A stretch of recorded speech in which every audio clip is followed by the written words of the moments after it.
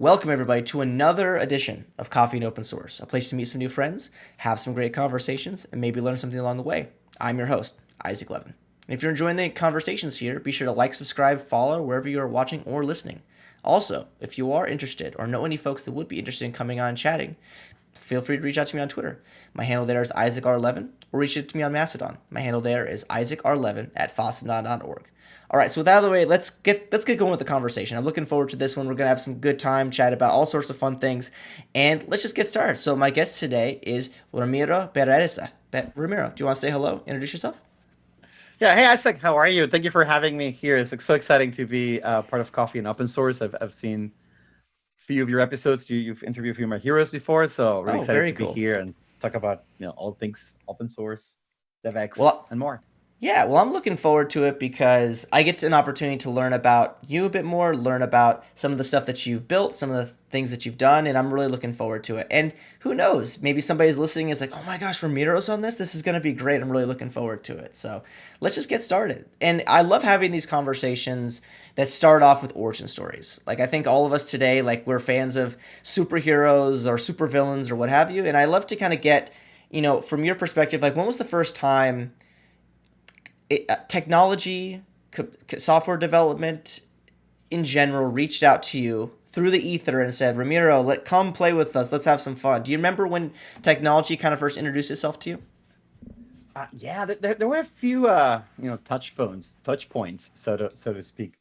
I grew up in Mexico, so tech adoption back then took a bit longer than now. Sure. There was no internet, so you had to wait for things to get there. But I remember that I was probably in elementary school when one of my neighbors got a Nintendo, the OG, the NES, that gray square, and just seeing that for the first time was such a crazy, this kind of like feeling of like, oh my god, this is so cool, it's so much Mm-hmm. cooler than anything else. Especially, I remember one of the first games we played with this. I forgot the name. It was this game where you could create your. It was like a racing game, like a MotoGP game where you could build your own tracks. So that for me was kind of like this. Wow, you can play a game, but you can modify it. And I remember that kind of like really set me like, hey, I love this. Is what I want to do. And Sure. then slowly, video games took me to computers. Back then, it Yep. was very expensive in Mexico to have a computer, so you had to kind of find pieces and put it together. So I got into like building my own PCs early on, and eventually that drove me to learning, web programming as a way to support myself through college. You know, PHP, CSS, Mm-hmm. MySQL, all the old school.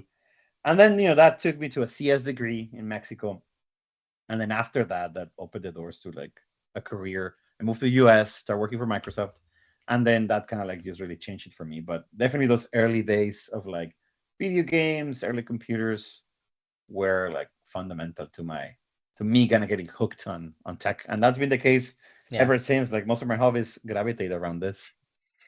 Yeah, I mean, I think you and I are of a similar age, so like a lot of things you're talking about like hit really close to me. Like, and one of the things that I love to talk about folks too is like when you were younger, were you just a genuinely curious person?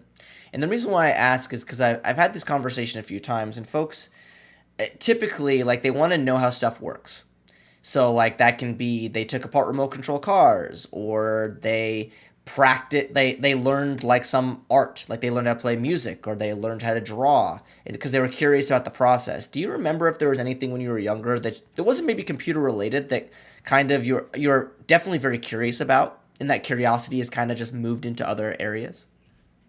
Yeah, for sure. That's a very interesting way of putting it, because yes, like when I was growing up, I was always very curious about understanding how things Mm-hmm. work. Like as you said, like in my early days, I was very introverted, still am, but back then I spent a lot of time reading, like just trying Yeah. to understand, hey, how do these things work? And I was kind of very nerdy, geeky, I guess, in like understanding, hey, how the TV works, or Hmm. how this device works. And I was more of a theoretical learner. I would read about Sure. it a lot.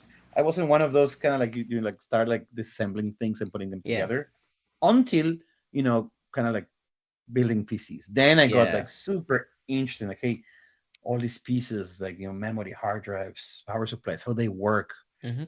To the point that then when I was thinking, okay, what I want to do at high school or college, I took some early kind of like electronics classes. At first, I thought I was gonna go more into like the kind of like hardware space, Hmm. but then I realized that I'm really bad at drawing. I'm really bad at like doing like the with my fingers, and I was like, hey, you don't with programming, you don't have to do Yeah. that. So then it kind of turned into like I discovered that it was very easy to map my interest in describing how things work Hmm. to programming. I kind of saw this parallel early on of like, hey, programming is like I'm telling the computer how I want things to happen. While hardware is more like you're drawing because you got to do like circuit design and Yeah. boards Yeah. and all those things. So for me, programming was like a great shortcut. Be like, oh, I can tell this computer to display this. Great. I don't have to draw it. I can just kind of like write the code to have this, this game show on the screen or this, basic shapes to show. Yeah. So that's when, kind of when I really fell in love with programming was like, hey, I can make this happen on this screen and I don't have to draw it. Yeah. Amazing. So that I think at least for me, like that was like building websites for the first time, right? Like, oh, like I can just put together like a bunch of characters and like, oh, like a picture shows up on this internet page, whatever, right? Yeah, and I love kind of the parallels you're talking about with the PC building too, because as somebody that I played video games growing up, and I built a PC when I was able to kind of make up the money to do it. Like, I would love to hear like there has to be at least one story for you. Like, what was like? Do you have like a really bad like PC building story? Because I remember like nowadays, like PC building is pretty easy. I mean, there's still some complexities with cooling and things like that, but it's basically you put the thing in here and you do the thing. But I remember growing up, like you had to, you didn't have solid state drives. You had like these spinning disk drives, and if you messed up like the the CMOS or you messed up something in the BIOS or you plugged something in wrong, like the computer just wouldn't turn on. Like, do you have like a Oh really yeah. a funny story or like a worst case scenario for building PCs? Yeah, I have a few there.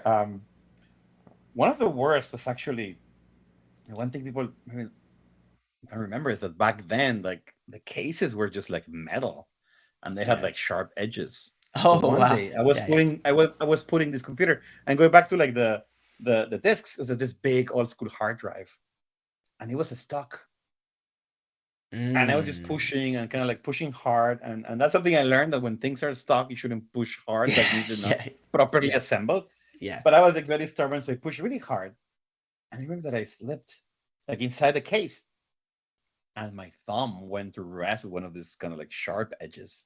And I got like, I still have a scar, like a huge, I don't think I can see anymore, but like a huge kind of like cut on my thumb. Mm. And it was bleeding, but I remember that what I was worried about, I was like, oh my God, like I'm gonna screw this. Like if the blood falls into like, the motherboard, it's gonna screw it up. Like, no, no, wait, wait. I was just kind Yeah. of more worried about the state of the thing. So that was one. But definitely like putting things, now it's really hard to like assemble things wrong because all these components now kind of follow that guide of like, hey, they only Yeah. fit one way. Back then, it wasn't the case. So once I remember that I fried a motherboard because I put a couple of like I think I put the memory in the wrong slot or something. And then I was freaking out because back then I didn't have that much money. So it's like, oh crap, like my motherboard is fried. What can I do? So I had to kind of go back to the store and try to figure out if I could like convince them that it was still under warranty and I don't know what happened and can you send it back? And it was very interesting to kind of to worry about those things back then. But the most like thing we had to laugh about was I was with a friend and we were trying to overclock this computer. Oh yeah, yeah, We yeah, kind yeah. of, for Um, those of you maybe too young to know overclocking, like back then, like you could yeah. play, like we could play with the cycles to make it run faster and get more performance out of your CPU, but then it will heat, so you need to be very careful about like Hmm. how dissipation happened. So at some point we were playing and we ended up overclocking this computer so much that it will shut down while we're trying to reboot it or like through like the formatting process. So my friend had this idea. We ended up putting the computer inside his fridge, like empty the fridge, put Yep. like the tower there, just to let it go through the process to Hmm. like underclock it again because we just Yeah, kind of yeah, shut yeah. down because of the heat. So it's really funny to have this computer on a fridge to get more cooling out of it while trying to like set up the CMOS and the clock Yeah. speed and all those things. That was really funny. It was kind of like back then was a very serious thing. Like, it was really what we cared about. It was like this needs to work. Like this has to work. And it's It funny is how quite that. it is quite funny how like some of the things, and it's fun like you mentioned like overclocking specifically because I was terrified, like I just didn't overclock, like okay, like I was very terrified of because I understood enough that if this thing gets too hot, like it's all over and I gotta buy a new one. So like I just didn't even go near there, but like I had friends that like did like, and this is another thing that's really funny, like what like cooling options were very strange back then too, like you had to assemble all the tubes and you had to buy like the special liquid, and like you still do that stuff now, but like everything is Or far more accessible. yeah, Like and it you, felt more handmade back then because even like there was like this special paste to thermal paste and the tubes, and then I remember the switch from water to kind of like this kind of cooling liquids. Like yeah, it looks very artisanal when I look back. Now you kind of like I don't do that anymore. I just like buy MacBooks these days, thin and light, yeah, and they just work. And it's such a it is amazing though how far we've gotten yeah, in like 20 years. It's not that long ago, or yeah. maybe It more, isn't like 25 years. it. It's amazing. Yeah, like and now like there's tools that you can just install on your computer to overclock your CPU. Like, and in the initial overclocking, you'd go into the BIOS and you would like tick some things, and then like you said, sometimes your computer didn't boot or it would be alive for 15 seconds and then it would overheat or whatever. Yeah, that was Yeah, I mean, I could go on and on talking about like the idea of like how I assume so many PC components were destroyed, like in the late 90s, early sure. 2000s, to like because the tools weren't there yet for folks that weren't educated enough. Because I wasn't educated enough. I was just like, oh, I read somewhere in some forum that if I overclock, I can run Half Life faster. Which, I mean, at the end of the day, who really cares, right? Um, but yeah, so the PC component thing is really cool for me. And you mentioned kind of, you went through a computer science curriculum. You're interested in electrical engineering for a bit, but you realized really quickly, like, I'm not very good with some of the diagrams. Like my thing was math. Like I realized really quickly that I wasn't going to be in computer science because of math. Like when did you realize that like solving problems with software was the thing that you were really interested in?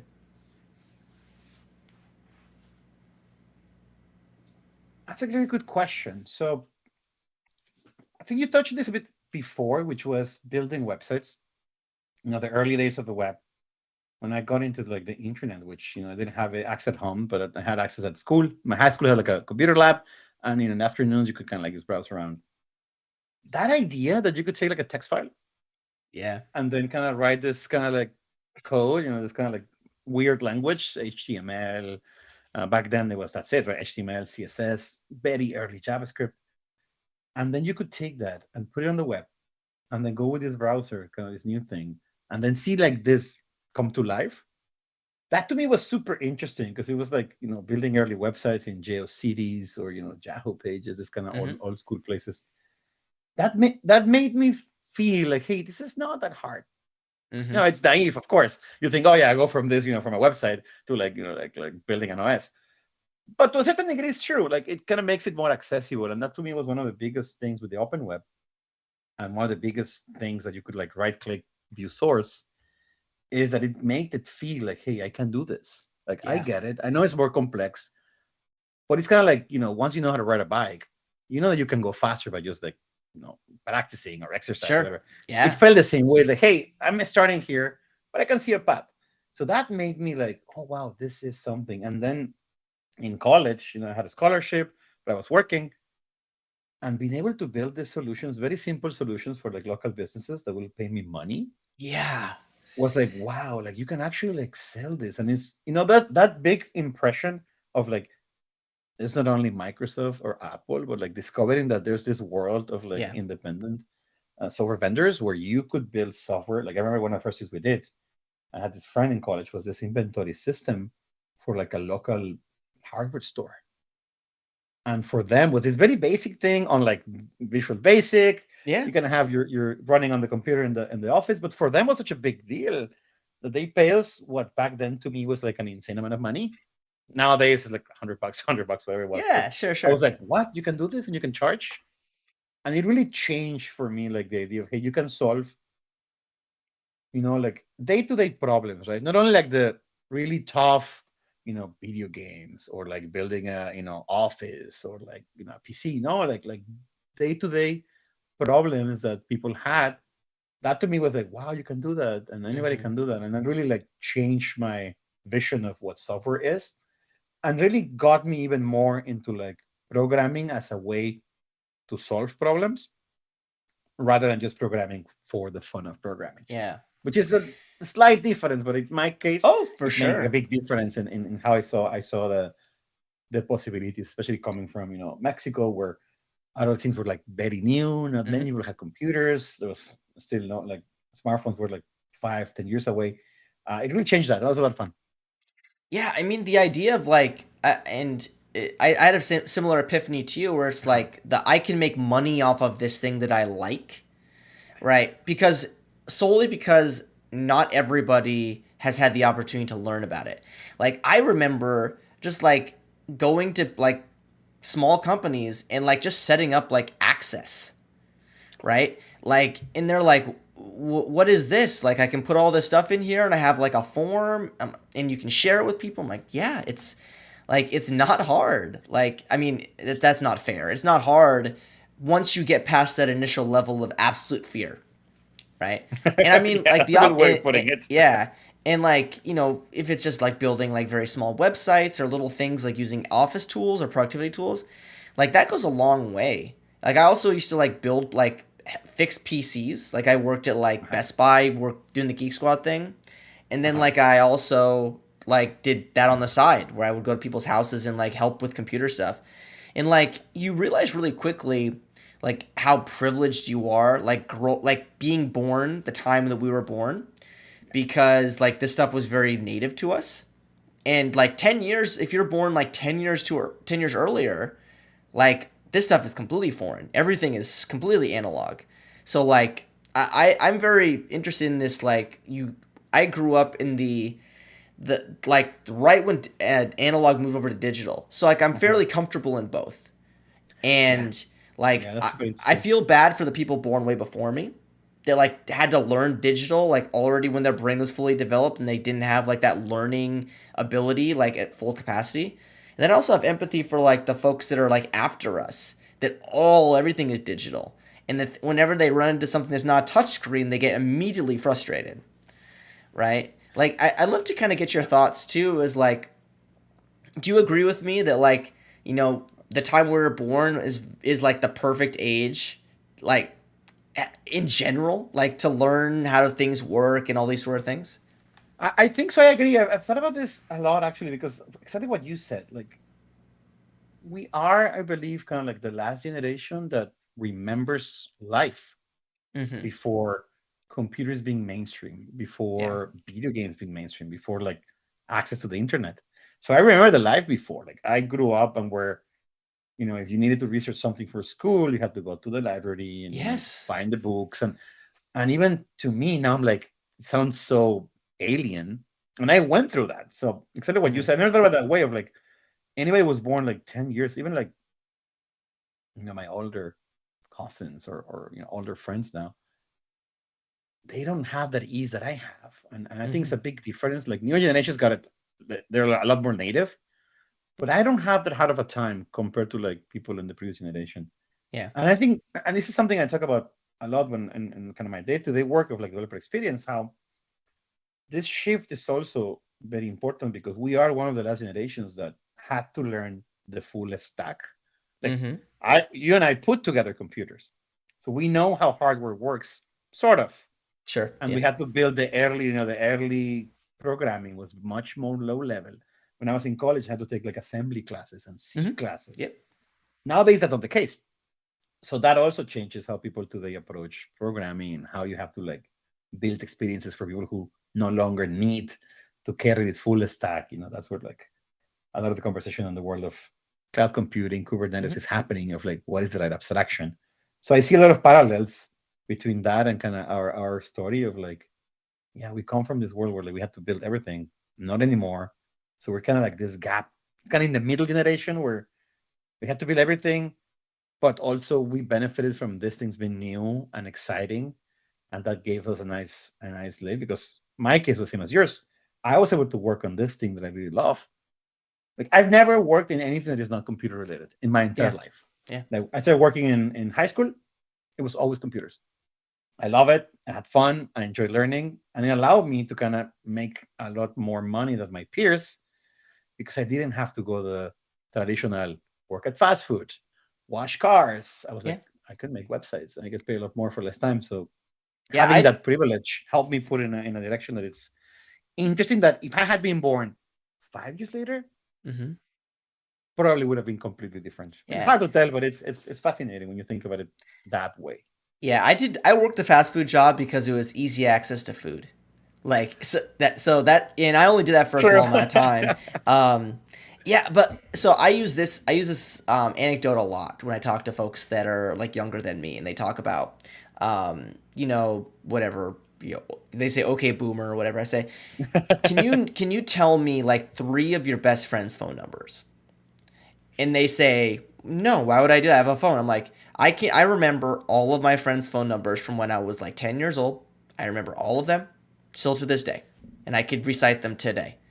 And that's not because like I'm some savant that remembers numbers. It might be I remember numbers, sure, but it's because like when we only had one way to talk to our friends is Yes. calling them. So there's this muscle memory of typing in the number on the analog phone, right?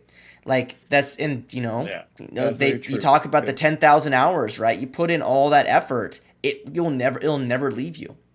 And I love the idea that like you know, you talk to professors and they talk about like the complete analog story where it's like, oh, I had to go to I had to go to the computer room and I had with my stack of punch cards and come back the next day and I found out if my program built or not, right? That whole story that I've talked about 1,000 times.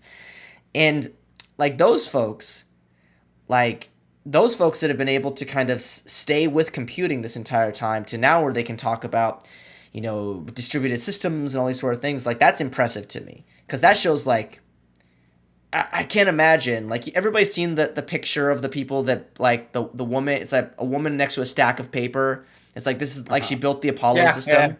right? Like all the lines of code is like 5 feet tall to like now you have like we're talking about developer experience. You go into some tool and you click some things and it does all of it for you. It's pretty crazy. I think you It's know crazy, yeah. so what was it, let's to talk about developer experience a little bit. Like what was it about developer experience that you found so interesting? Because you said you got started Mhm. working at a big tech company, like you were building systems that I think it's safe to say that aren't developer focused, right? Yeah. Like let's be clear, let's be fair. um, so like what was it about developer experience that interested you so much? Yeah, so I was very lucky to start. Microsoft was my first kind of like job after college, right? That's when I moved from like just working somewhere to kind of make ends meet and get some money for like right video games and food and other things to like, okay, this is my Yeah. career. Yeah. So one of the things I really enjoy about Microsoft is how internally they care a lot about the craft Yeah. of software development. Like for me, it was a really good, as a newly grad, it was a great training ground because I knew programming. I had some like raw skills, but seeing how this company operated internally was fascinating. From especially from the amount of time they would spend on making life easier for developers. Like Microsoft back then, I'm talking about like 14 years ago, they had like an entire division that was called something like patterns, and it was like a developer experience division. That's where they build the tools for like, hey, how we're doing bug tracking, how we're doing Yep. CI, Yep. how we're building scalable systems. So seeing how, as I switched teams, how teams with better tooling were just better. Like when Mm-hmm. you move from, like in my case, I was lucky, right? I moved from one of the legacy teams in Microsoft to like Azure, which was kind of like the new Sure. shiny, and the difference was like, wow, it's amazing how much faster you can go with the proper tooling. So that really got me into it. And I just very naturally gravitated more towards building things for other developers. Mm-hmm. I was more interested in that than in building kind of like customer facing features. Sure. Right. I worked at some point in kind of like SharePoint, .NET, even Azure. And still I was like, hey, but this script is gonna allow us to like, have less bills that break. Hey, if we automate this part. So that kind of just very early on. And then ever since, every job I've had, even when my full-time job wasn't building tools, I was always spending some time either doing it at night or Hmm. for myself or contributing to open source to make things a bit Yeah. easier for others. It's always been kind of those things that that's what one of the best advice I can tell everybody. It's like, hey, if you find something that you really like, you should really think hard about, hey, that's maybe what you should be doing. I was lucky Yeah. that what I really like pays well. And Yeah. there's this whole conversation of like, would you still develop if it wouldn't pay well? And I think that doing something just because of the money is a very fair reason. I just Hmm. got lucky that I like it a lot and it pays well. But for me, it was kind of like the discovery of like, hey, I really enjoy building tools. I went to a couple of startups. I joined Atlassian, and Atlassian was very vocal about how they were a tools company and how their goal was to enable other teams to Hmm. be better through Yeah. tooling. And for me, hearing like the founders of Atlassian say that, that's when it clicked. Yes, this is what I really like. I really enjoy building things to make others better at delivering their mission. That's kind of my mission. It's a bit meta, but it was kind of like this realization. It took me like 10 years of being doing it to be like, oh Yeah. yeah, that's a great way of putting what I really enjoy. And since then, when I decided to like quit Atlassian and start this company that I work at now, that was kind of a big driver. Was like, hey, what can we build that's going to make it better for others, to successfully deliver their own mission Yeah. vision. And yeah, and it's funny because when you look back, you realize everything you've been doing kind of takes you to where you are. But it's Yeah. like careers are always, you can always look them on the way back, but never on the way forward. Sure. And that's been the That's a case great for way to me. phrase it too. You said so much there that I totally want to talk about more, and I totally relate to like this idea of like you can kind of go down two paths in software engineering, right? Like you can, I mean, that's oversimplifying it, but I guess the point I'm trying to make is you can like build systems which are providing some business value or whatever, or you can kind of go into like this idea of developer tooling or building things to help other companies or other folks build things to make companies money, Mhm. right? And that was a long way of phrasing. Like you can go like you can be a developer centric company or tool or whatever, or you can be a more product focused company. And there's some overlap, but I think at the end of the day, like this idea of like developer tooling is interesting to me because I'm not the best developer, and I've been so fortunate in my career that the tooling has gotten so good to make me an adequate developer. So what can we do to help make tooling, and it's not just software related, like is it documentation, is it content, is it whatever, to make folks better developers, because better developers means usually happier developers, which means happier people, which means better outcomes, right? And I love the idea of developer tooling as well because you know exactly who you're helping. If you're building a product, Yeah. you really don't know who you're helping, right? So like if I'm building like just take, you're talking about Atlassian for instance. Let's just take Atlassian as an example, right?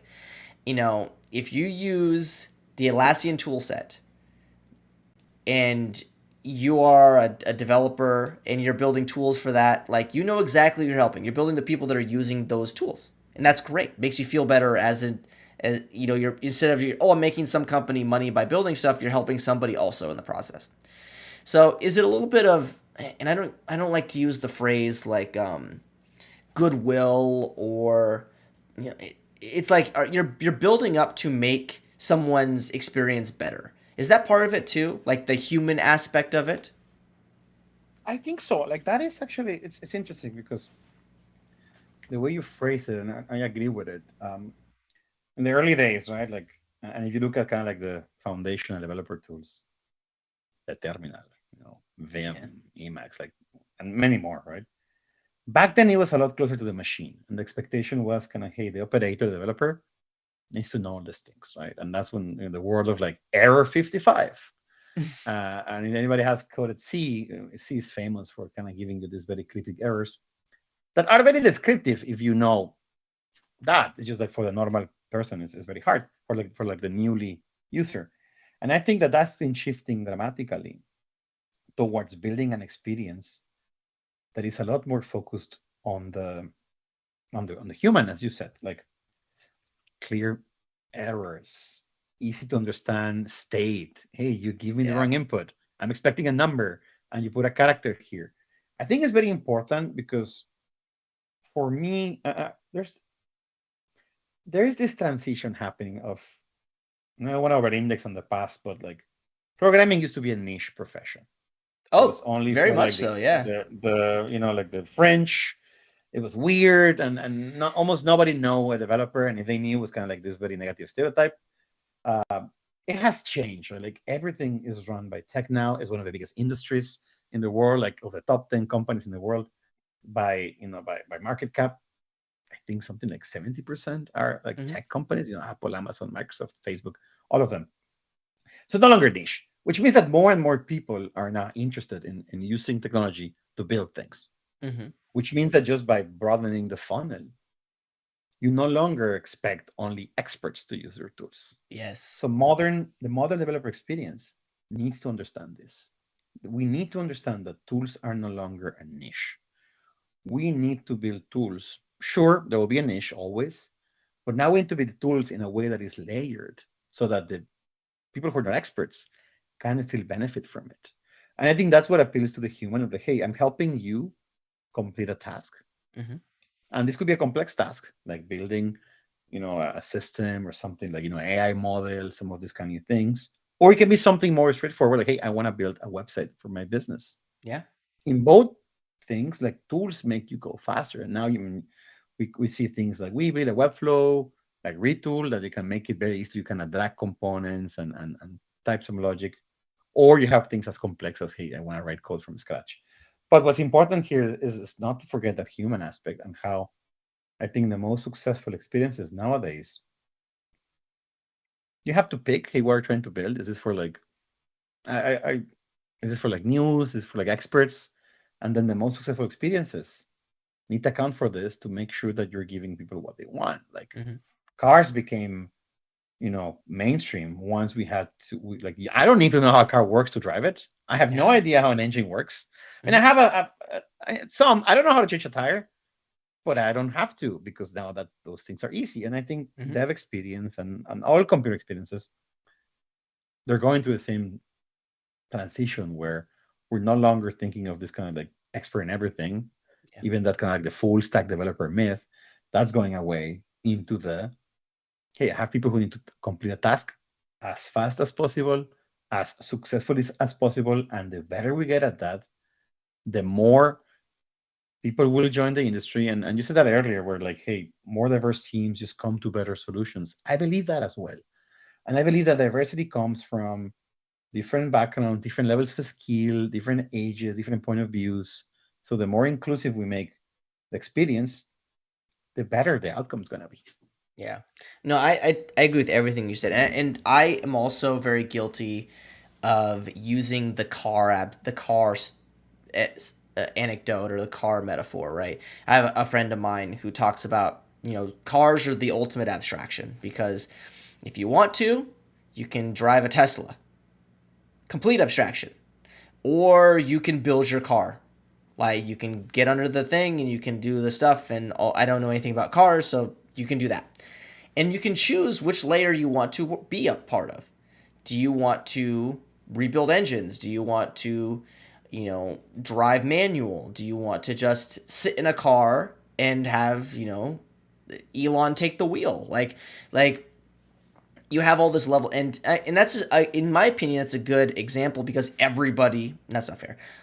A majority of people drive cars, or have driven in a car. So not under like you don't have to understand how it all works if you don't want to. But with software, if you're building software, there is some value in understanding how things work. And one of the things that I fear, and I've talked about this a lot, so this is a mini rant, is like we're getting to this point where everybody's super specialized, and that's good because everything is too complex for people to be kind of like masters of none or whatever you want to phrase it, but also not knowing like how some things work that aren't directly related to what you're doing can be problematic. It extends time because like I gotta have this person do this one thing. Like you mentioned full stack, Mhm. and I'm very anti full stack thing. Full stack myth is whatever, but there is something to say about folks that do know a little bit of everything, right? Like, Yeah. I don't need to be a JavaScript or a React or a CSS expert, but I should comfortably know how to make things not look horrible on a front end standpoint, right? And Hmm. on the back end side, like understanding how web services work to an extent is really valuable. Not saying that you need to know all these things, but having some familiarity. Like I don't know anything about Kubernetes. I've been very open about this. I've tried to learn Kubernetes 4 million times, and like I get stuck like on step two. But I know how Kubernetes to an extent works and what value it provides for other systems. Hmm. And that's it. That's I think all I need to know.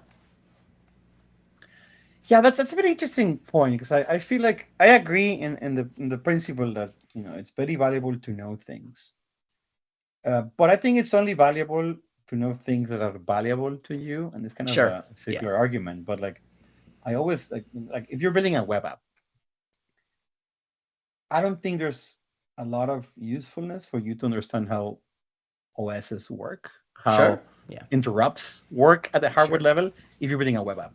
If you're building like an embedded component, then yes, of course it matters. If you're building a device, it matters. But I feel like something that we as an industry need to we're getting better at this is building this canonical abstractions so that we can say, hey, in this role for this kind of problem, this is what you need to know about. Like, Mm-hmm.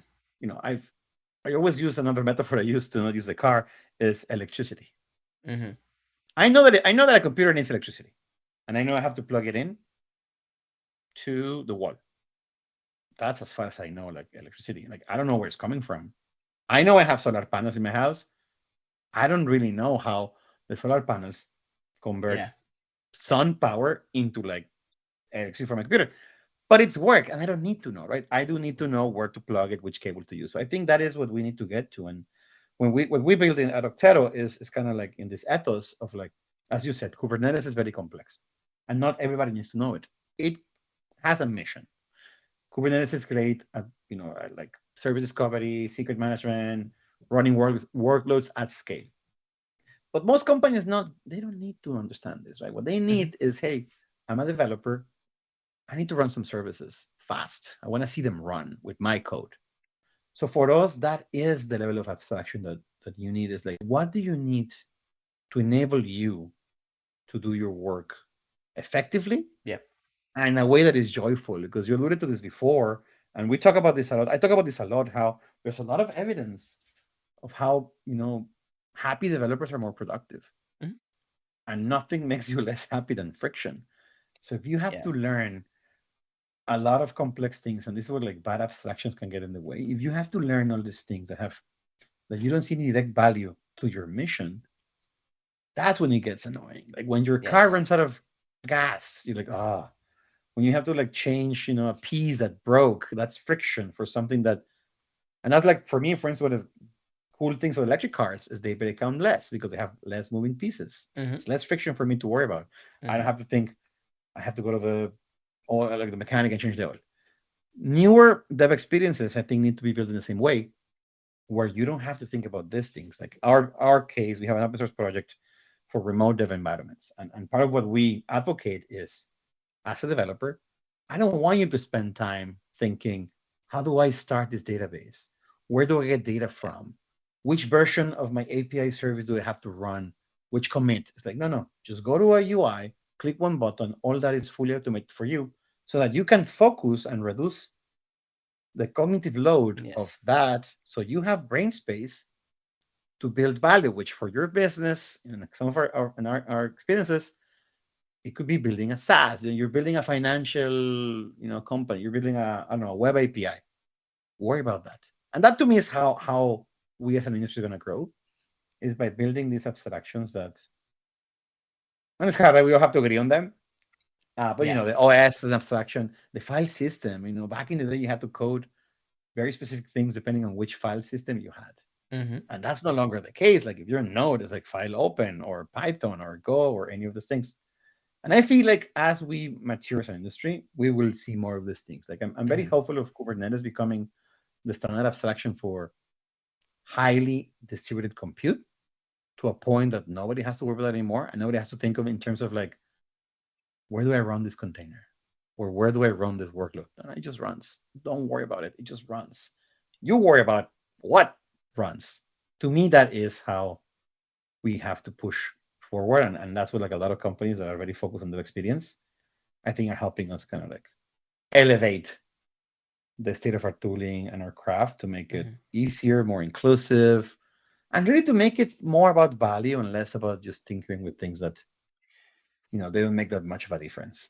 But we just talked about how you're a curious person by nature, right? Yeah, I'm not trying to be a. no, I'm no. not trying to be a devil's advocate here. But I totally agree with you, and I think some people even chat were like, "Oh, I agree with Ramiro. Like, it's impossible to know everything," and I completely agree.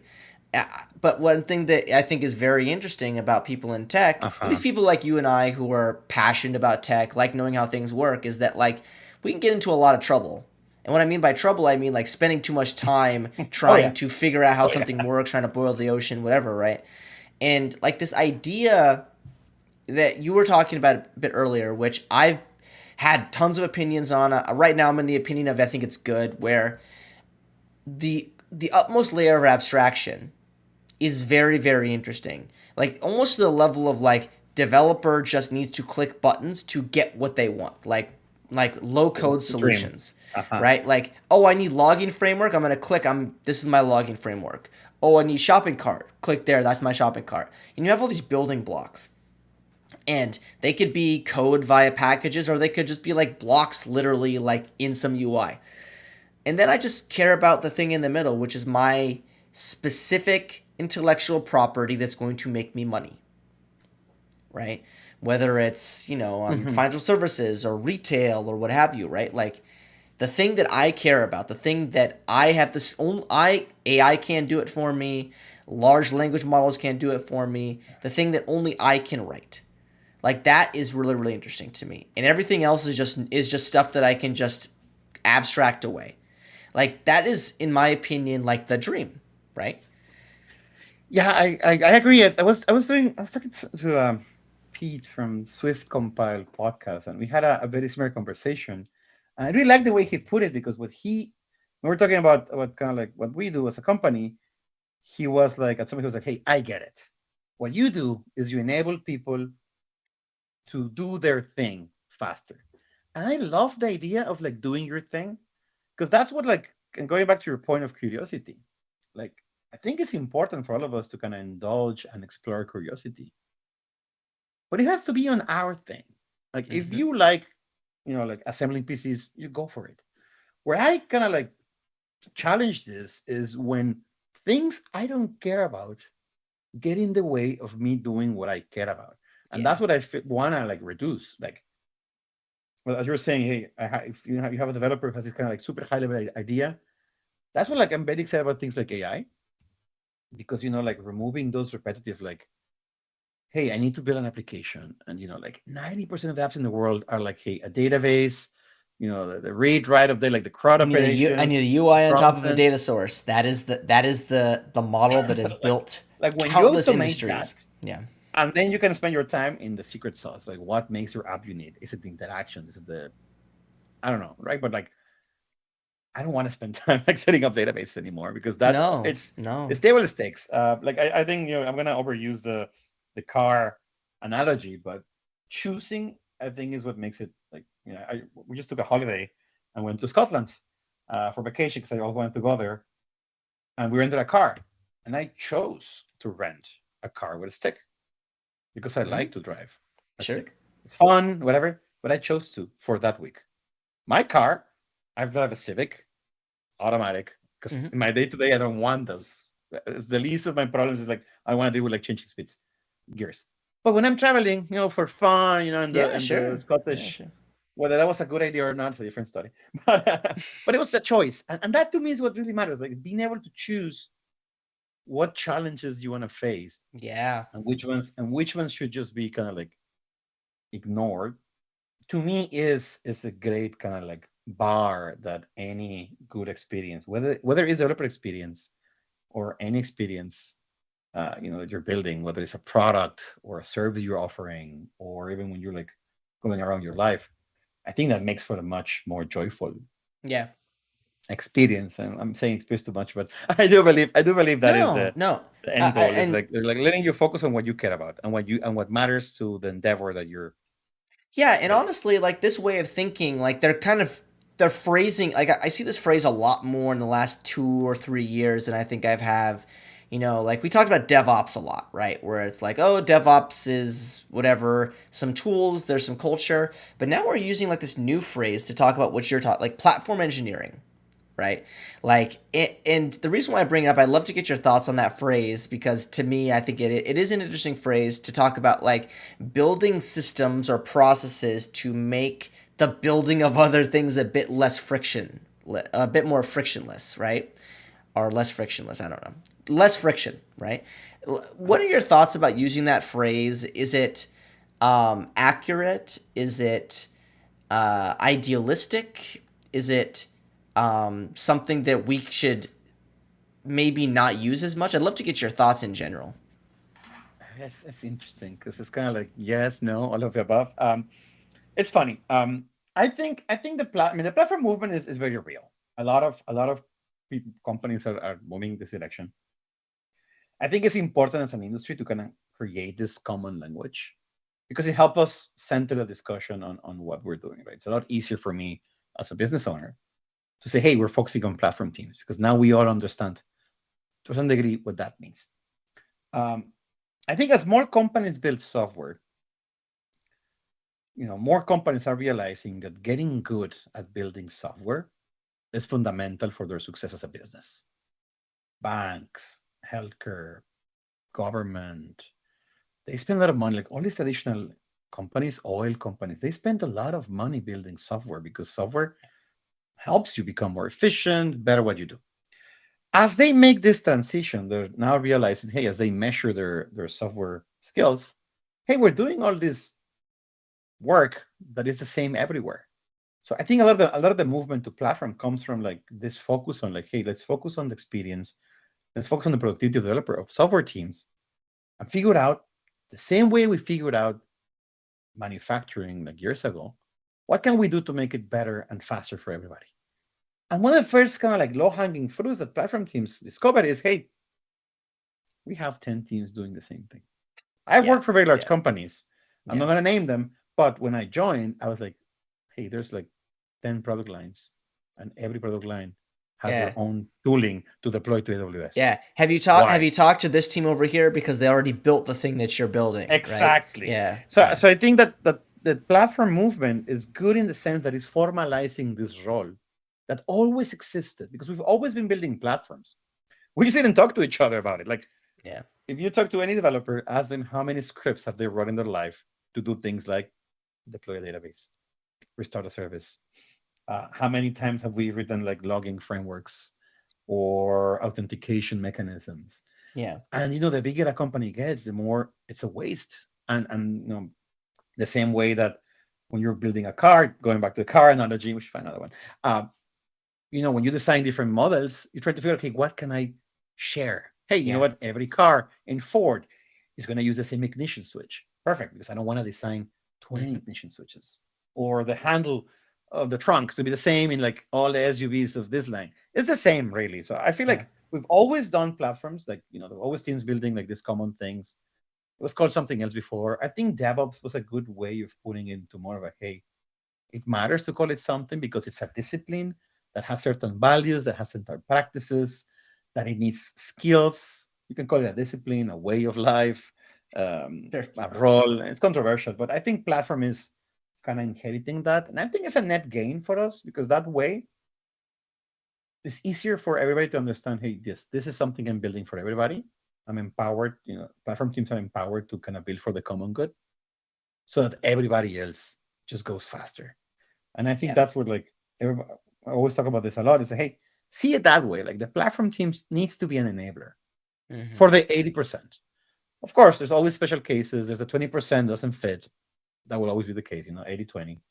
But this an enabler as an enabler means that if you partner with the platform team, your team will go faster because they're just doing all this work for you.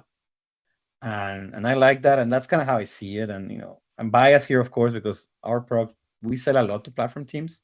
Sure, sure. But we get the chance to talk to a lot of platform teams to understand, hey, what are you doing? What are your goals? Why are you doing what they're doing? And a lot of this comes from the, hey, you just want to make it easier for everybody, Yeah. easier to support, easier to develop.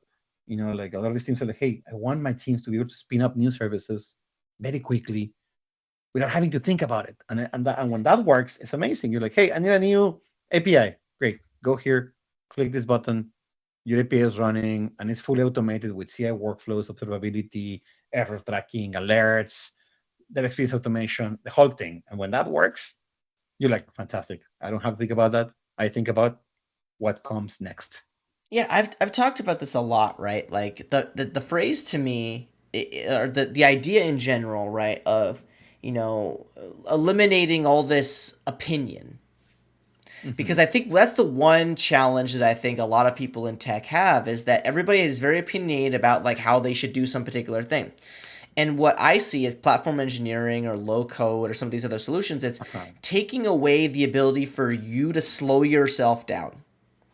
Because I think in tech, we're so guilty of trying to overanalyze, analysis paralysis, make the right choice, be the most, thing, and you come out with some solution that might be like 99% the same as something else, but you have an opinion, so your opinion is the extra 1%. What if you didn't spend any of that time at all? Yeah, I What love if you that. just Yeah. built something, somebody else's opinion? I know it's not yours, whatever, but it's somebody else has done the work for you using industry Mhm. standards, whatever, right? Back to being able to focus, I mentioned earlier, like on the thing that you only can do. Like that's to me is like the best way that I've had the best way that I've been able to phrase it is like just taking away all the things that are going to slow you down. You talked about friction earlier, right? And Mhm. I'd love to kind of as we're moving towards the end of this conversation, I'd like to talk about you have I don't want to categorize your company as in the platform engineering space or the low code space or the whatever. Like it's very much a like developer platform, cool thing. Mhm. I there are a lot of, I guess, in the last 15 years of tech, a lot of movements that we've seen, like the DevOps movement, the microservice movement, platform engineering, whatever, right? Like they've all added complexity and the need to learn another tool. So, what are some of the things you said that you, before you started the company, that you realized, like, we need something as developers that does this? Like, do you remember that exact moment? Oh yeah, 100%, and that is the core of our company's kind of like foundational myth is what it's exactly what you said. The last 10 years, 15 years of being in the industry, we've seen this shift from physical data centers to VMs to the cloud to microservices, DevOps, GitOps, containers. It added complexity. It added more pieces. I think the complexity is tricky because also we do a lot more. Like now you're able to like very easily to spin up a globally available service. Like you go to AWS, you spin up a container. That's available everywhere in the world. And you don't need like a team to support it. So, Mm-hmm. but what I saw as a challenge, what really made me feel, hey, there needs to be something here was that while all of this happened, developer tooling was kind of stuck in the same place. Because Mm-hmm. the principles of developer tooling, the terminal, the IDE, where you run your dev workloads, haven't changed. Right? We still expect developers to like have an IDE, run all the services locally, run their end-to-end tests, then push to CI, and then maybe you have more advanced systems. But most of the world still develops like we're building this globally spanning services Yeah. on your computer, on your laptop. So what I saw was that, hey, we need to evolve that because we're no longer building applications that can run in a single place. Like any app you build now, any business app, it's meant to run in multiple pieces. So if as a developer, you don't have the tooling to see how that works, then you're going to be less effective.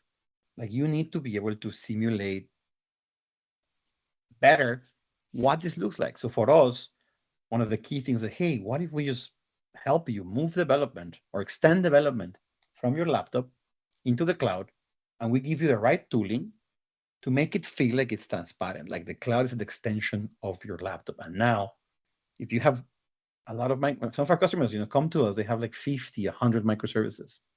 Well, now with our platform, you can spin up an environment with like 100 microservices Yeah. attached to your laptop, where your code will be synchronized, where things will hot reload, and that for me is part of the how we're evolving the dev experience from the old world of like everything in my laptop to a new world where some things will be on your laptop. I'm a big believer that the IDE, the source code, should be as close to you, low latency, like the speed of your brain. But all these other workloads, your databases, your services, they don't have to be there anymore. They can be Yeah. anywhere in the world. And that way you can do things like, span multiple copies, mimic what production looks like to reproduce the scenarios, to do a more accurate development testing, performance evaluation. That to me is kind of like what's missing. And it's Octera, but there's a few other companies out there. It's very exciting to see an ecosystem that's coming with this point of view, like, hey, we invested so much on production, on making production scalable, automatable, replicable. This is fantastic. And we benefit immensely from it. Could we do the same for developer experience? Can we give this level of automation and replicability and ease of use to developers? Because a lot of these companies, there's a lot more developers than production environments. Yeah. So if you make the life of developers easier, you're giving them this like 1,000x boost that is sorely needed. And going back to the conversation of like friction, less friction, more joy, more mind space to focus on what matters. And I love what you said about like removing the option to slow yourself. I love that. It kind of like got me like thinking a lot. And that is precisely what we want to do for developers, right? Is if you remove all these things that slow you down, what you're left with is a happier, more effective developer that can deliver value faster for your end users. And I Yeah. mean, that's why we're doing this at the end of the day. We're delivering value. So the more value we deliver, the faster we get there, the better it is for customers, for users, for your company, for the ecosystem, really for everybody. I don't see much downside on having a better dev experience. It's a big bet, but I do think like moving the development experience to the cloud is the right path forward. I mean, I might have a very strong opinion as a developer that I think the developer experience is the only thing that matters. But hey, that's a different conversation for a different day. I agree too, Yeah, but I've loved this conversation so much. This has been really eye opening to kind of understand what your thought process is around developer experience and just how we can make the developer's life a bit less challenging. Because let's be real, like being a developer these days, it's challenging. Like there's too many tools, there's too much friction, there's too much to learn, there's all sorts of things that are causing noise. We have phones that beep every 2 seconds. So kind of hearing your thought process on how we can make the developer life a bit better was really eye-opening and I appreciated it. As we wrap up, I love to ask my guests, one final question, and if we can take this conversation that been talking for an hour about, the the developer experience, your career in tech, the things that you find interesting, and you had only one word to describe the way you feel when you think about those things, what would that word be for you? that's an interesting one word. I would say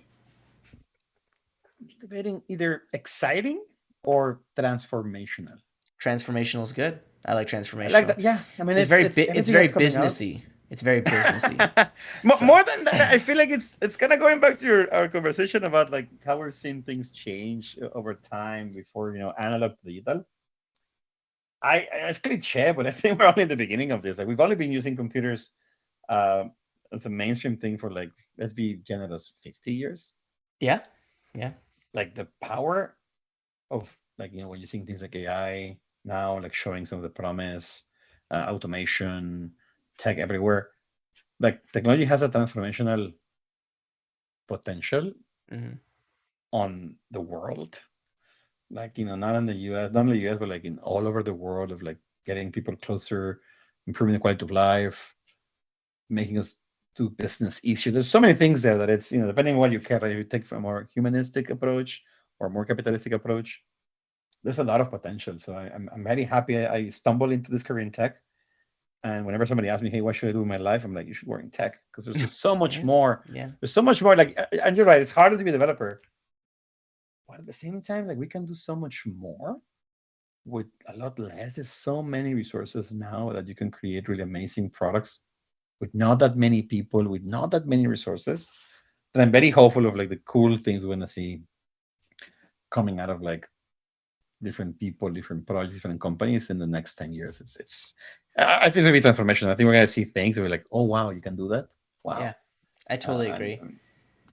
That was great. I really appreciated, and I've loved this conversation because it is it's validated a lot of things that I already feel, but it's also great to hear from a perspective of somebody who has been doing it for so long, built companies that have been able to do and to bring this experience. And I thank you for your time. This has been great. So for if folks want to learn more about what Ramiro is doing, you can follow him on Twitter. So you can it's Berrelleza. So R Berrelleza. Or you can go to his company, which is Okteto, which is OKTETO. Sorry, I got a bit you got mixed it. up. Yeah, OKTETO, and I highly recommend you take a look at their services. I was playing around, looking at some of their demos stuff, and I think that it does solve some of the problems that I've had in my career in technology, and I highly recommend you take a look at it. So before we wrap up, Ramiro, did you have any parting things that you'd like to add to that? No, I just thank you for the time. I love the conversation.